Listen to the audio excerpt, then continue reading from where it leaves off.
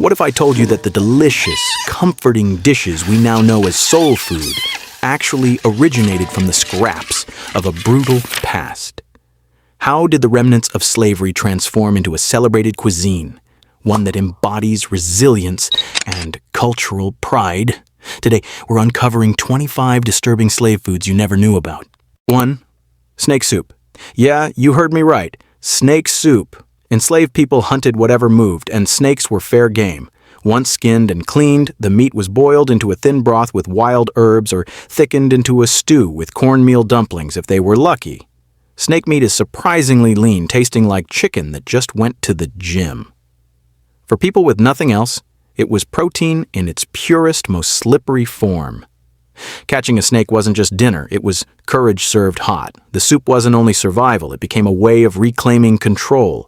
Turning a predator into a meal, that's power in a pot. And if snake wasn't wild enough, the next dish hopped right out of the swamp and straight into the pot. 2. Frog soup.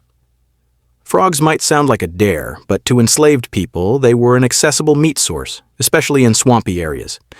Frog legs were boiled into a light broth or fried before hitting the pot, creating a dish that was simple but sustaining.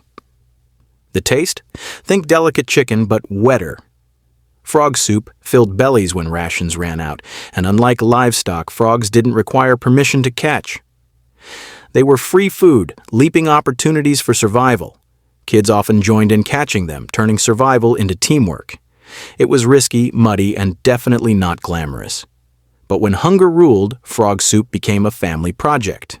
But if frogs were dinner, the next dish was proof that enslaved people made use of the whole animal, including the parts most folks wouldn't dare touch.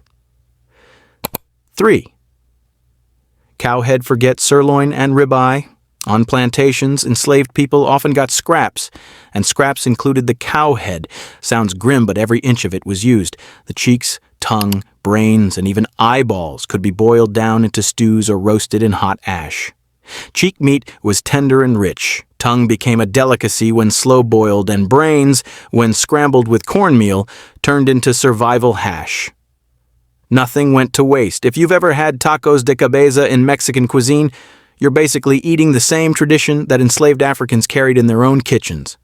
It wasn't pretty, but it was nourishment.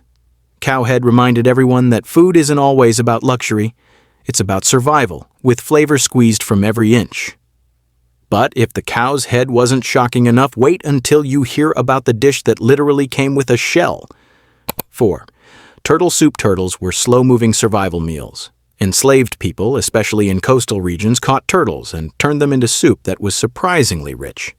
The meat is mild but firm, almost like a mix of chicken and fish, and the shell itself sometimes doubled as the cooking pot. Talk about eco-friendly cookware. Turtle soup was hearty, sometimes flavored with wild onions, garlic, or greens gathered nearby.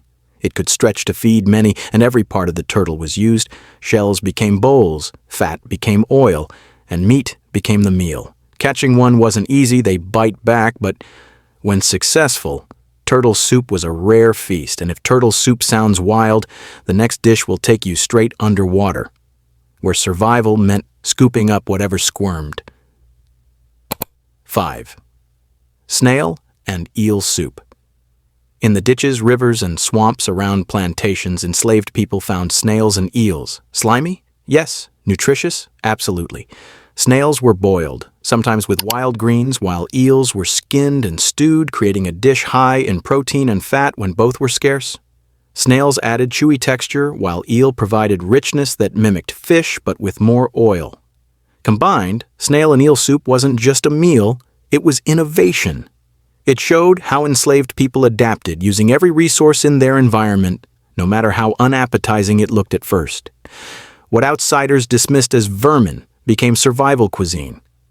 And let's be honest, if French chefs today can charge $30 for escargot, Grandma on the plantation deserves her credit too. And speaking of hopping meals, let's move to one that takes frog legs to a whole new level. 6. Frog sandwich. Yeah, you thought frog soup was bold? Let's level up. Frog sandwiches, frog legs seasoned and fried, then slapped between two pieces of bread, usually cornbread or ash cakes, made a quick on-the-go meal. Think of it as the original fast food. Except instead of a drive-through, you had a swamp. It wasn't fancy, but it was filling. Bread stretched the meat further while frying gave it a crispy bite. Frog sandwiches turned slim pickings into portable protein, perfect for long hours of grueling work. For many enslaved people, creativity wasn't a choice, it was survival. And if survival meant turning Kermit into lunch, so be it. But not every meal hopped out of the swamp. Sometimes survival came in the form of dried kernels that could last weeks without spoiling. 7. Parched corn. Parched corn was the snack that never quit. Kernels were roasted over fire until puffed and crunchy, then eaten plain or ground into coarse meal.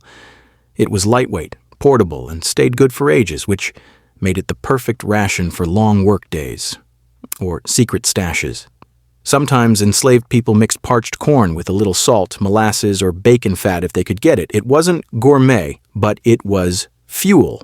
Think of it as the 1800s version of trail mix, except without the chocolate or almonds. Just grit, grind, and survival in your pocket. And while parched corn was about endurance, the next dish shows how enslaved Africans turned humble beans into soulful stews that stretched across generations. 8. Cowpea stew. Cowpeas, also known as black-eyed peas, were one of the most important African crops brought across the Atlantic. On plantations, they were boiled into stews with scraps of pork, onions, or wild greens. It was cheap, hearty, and packed with protein. Beyond survival, cowpeas carried cultural memory. In West Africa, beans were sacred, and enslaved Africans kept that tradition alive in new soil. Cowpea stews weren't just meals, they were continuity. Proof that no matter the oppression, heritage could live on in the pot. Add rice or cornbread, and you had a dish that fed not just bodies, but spirits. It's no accident cowpeas evolved into Hoppin' John, a New Year's dish still eaten for luck and prosperity. But if beans brought hope, the next dish was about making the most out of what others threw away, even the parts of vegetables that most people dumped in the trash. 9. Stewed cabbage cores. Forget the leafy tops. When plantation owners kept the best parts, enslaved people often got the cabbage cores, the tough, fibrous centers nobody else wanted. Instead of tossing them, they simmered those cores low and slow with onions, fat, or vinegar until soft and flavorful.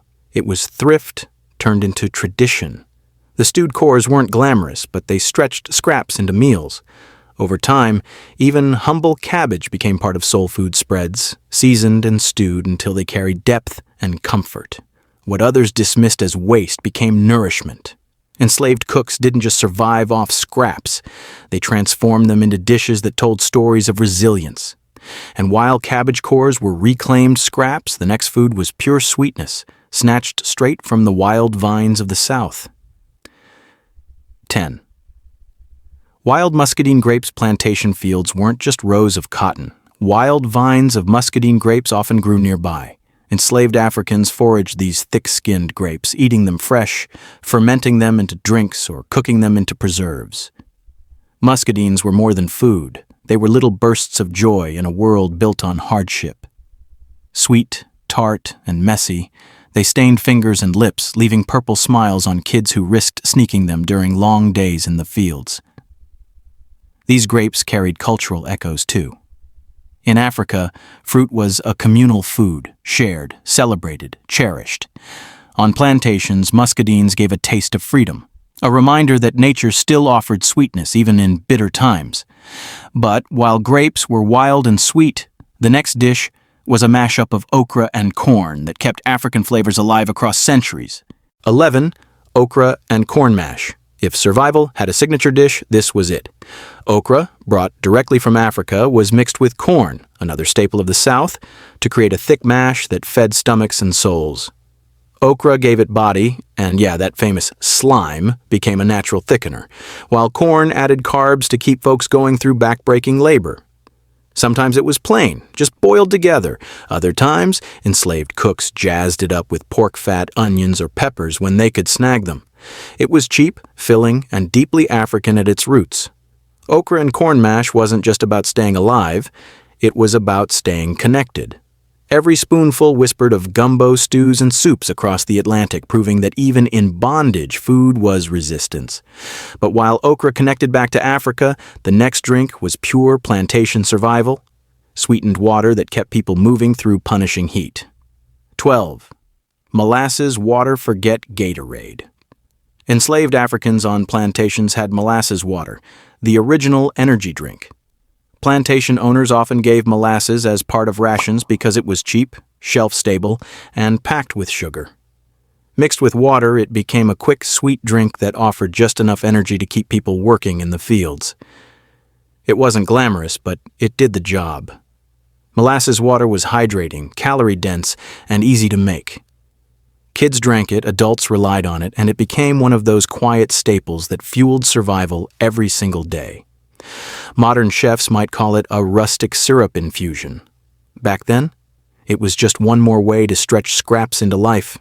And if molasses water kept people on their feet, the next dish brought tang and crunch, turning unripe vegetables into flavorful survival pickles.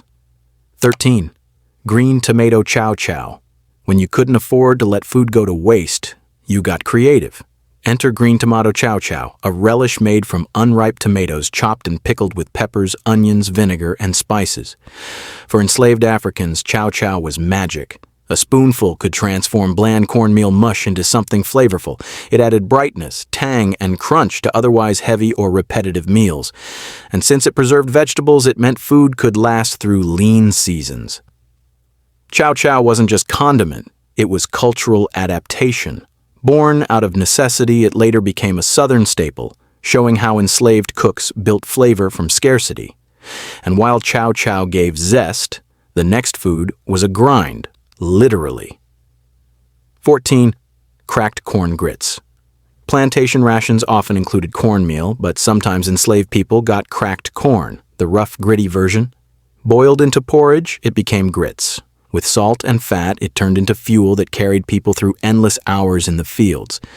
Grits weren't smooth and creamy like today's versions. They were coarse, hearty, and stick-to-your-ribs thick. But with a splash of molasses or a little pork fat, they became comfort in a bowl. It was a meal born of endurance, humble, filling, and unforgettable. Grits carried African foodways into Southern kitchens where they're still beloved today. And if grits were ground from the fields, the next food was gathered from the trees, tough to crack, but worth every bite. 15. Foraged black walnuts. Black walnuts weren't store-bought snacks. They were hard-earned treasures.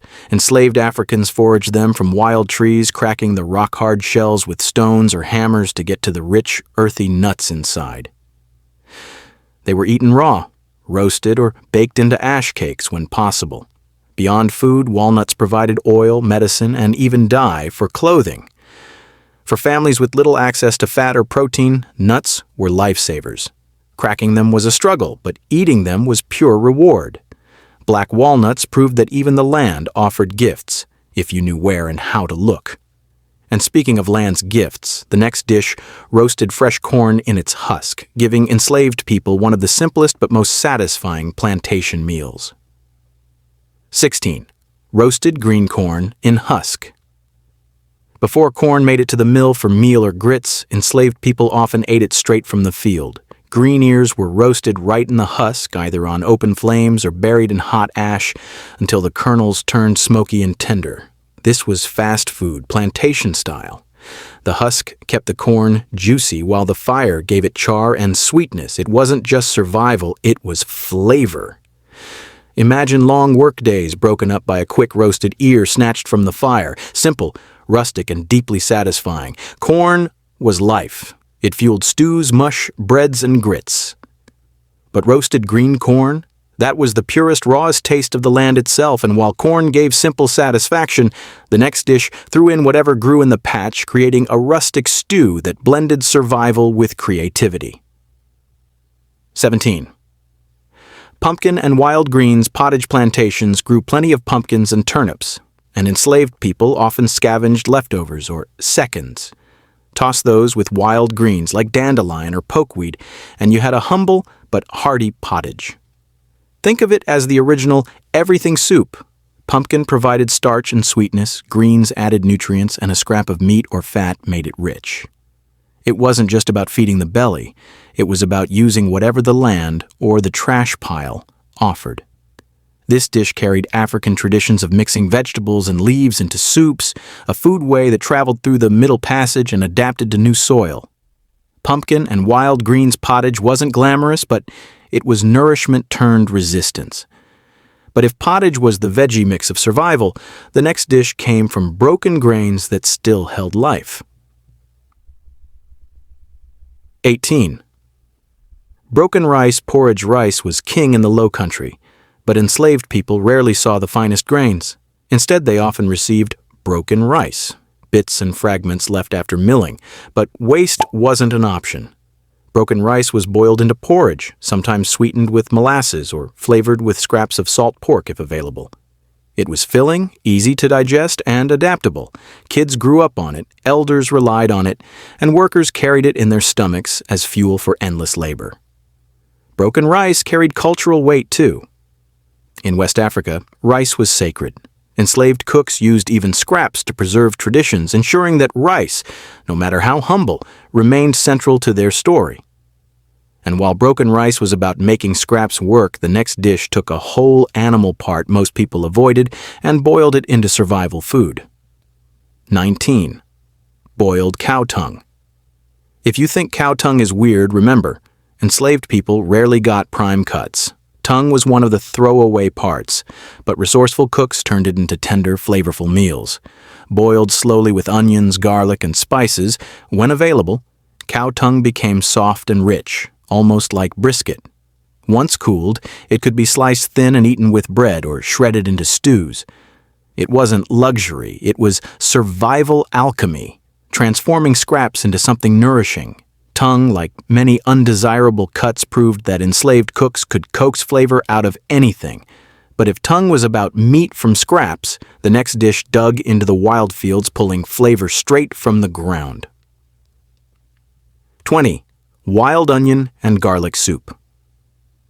Enslaved Africans foraged constantly, and wild onions and garlic were lifesavers. Thin stalks and bulbs were dug from fields or riverbanks, then boiled into simple soups that offered both flavor and medicine. These wild aromatics turned even bland cornmeal or cabbage scraps into something tasty. More than that, garlic and onions were used for healing, fending off colds, infections, and exhaustion. This soup was survival cuisine at its most practical. No fat, no meat, no problem. Just wild plants turned broth into comfort. It was proof that enslaved people weren't just eating to live, they were practicing generations of herbal knowledge from Africa, carried into the New World, and if wild onion soup was about resilience from the land, the next dish turned bitter weeds into soulful greens that fed both body and spirit. 21. Dandelion greens. Today, folks spend big bucks on kale salads. Back then, enslaved Africans foraged dandelion greens right out of the fields. What most plantation owners called weeds became vitamin-packed meals.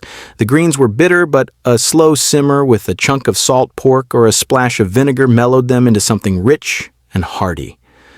Boiled dandelion greens weren't just side dishes. They were medicine, cleansing the blood, easing digestion, and offering nutrients that cornmeal mush alone couldn't provide. Eating weeds wasn't desperation. It was genius. It proved that enslaved people turned every overlooked plant into survival. Dandelion greens were resilience in a pot, teaching us that food is where you find it, not just where it's planted. But if weeds could be food, the next dish showed that even discarded bones carried life. 22. Scrap bone broth. Plantation scraps often meant bones stripped of meat. But bones weren't useless. They were treasure. Enslaved cooks roasted or boiled them for hours, extracting marrow and flavor into a rich broth. That broth became the base for soups, stews, or porridge, giving depth to otherwise plain meals. Calcium, protein, and fat leached out of the bones, making it both nourishing and filling. Bone broth wasn't just survival, it was resourcefulness. What the plantation discarded, enslaved families transformed into healing food. Every sip carried warmth, strength, and proof that creativity in the kitchen could turn nothing into something powerful. But if bones gave comfort, the next food brought sweetness, pulled straight from the trees and ground. 23. Foraged persimmons. Pimmons. In the fall, persimmon trees dotted the south with orange fruit. Enslaved Africans called them pimmons, picking them ripe and sweet or drying them for later. They were eaten raw, baked into breads, or mashed into drinks that fermented into a rustic wine. Persimmons were treats in a life with very few. Kids especially prized them, sneaking fruit from trees after long days in the fields. They stained fingers sticky orange, but they also sweetened moments that were otherwise bitter. Persimmons connected survival to joy. They weren't rations or scraps, they were wild gifts of the land, teaching that even in bondage, nature could slip in sweetness. But if persimmons offered seasonal sweetness, the next dish leaned on bitter greens boiled into soulful stews year-round. 24. Turnip greens, stew turnips, fed plantation households, but tops, those greens, stewed with onions, fat, or peppers, became hearty dishes packed with iron and vitamins. The bitterness turned tender when simmered low and slow, creating bowls of earthy, comforting stew. Served with cornbread or rice, it was enough to fuel bodies for endless work. Turnip greens were proof that nothing was wasted. Enslaved cooks transformed rejects into nutrition, survival into tradition. Today, turnip greens still show up in soul food spreads, carrying the memory of ingenuity under oppression. And if greens carried everyday survival, the last dish carried symbolism, hope for freedom, prosperity, and better days. 25. Cowpea Legacy, Hoppin' John. Connection. We end where culture, memory, and survival collide, cowpeas. On plantations, didn't end there. Enslaved Africans passed down recipes that evolved into Hoppin' John, the black-eyed peas and rice dish eaten on New Year's for luck. Hoppin' John was more than food. The peas symbolized coins, greens stood for money, cornbread for gold. Every bite was a wish for prosperity, a small taste of hope in a system built to crush it. What began as survival scraps became tradition, carried across generations. Today, Hoppin' John remains a staple in Southern kitchens, proof that enslaved cooks didn't just endure, they created legacies. And there you have it, 25 foods enslaved Africans ate on plantations. From snakes and frogs to beans, bones, and wild persimmons, these weren't just meals. They were acts of survival, creativity, and quiet resistance. So the next time you sit down to grits, okra, or greens, remember, you're tasting history. Recipes born in hardship shaped entire food traditions we still celebrate today. If one of these dishes surprised you or reminded you of a meal your grandma made, drop it in the comments. Which one blew your mind the most? And hey, don't just watch history. Share it, taste it, keep it alive. Hit subscribe for more forgotten food stories where history isn't just told, it's served.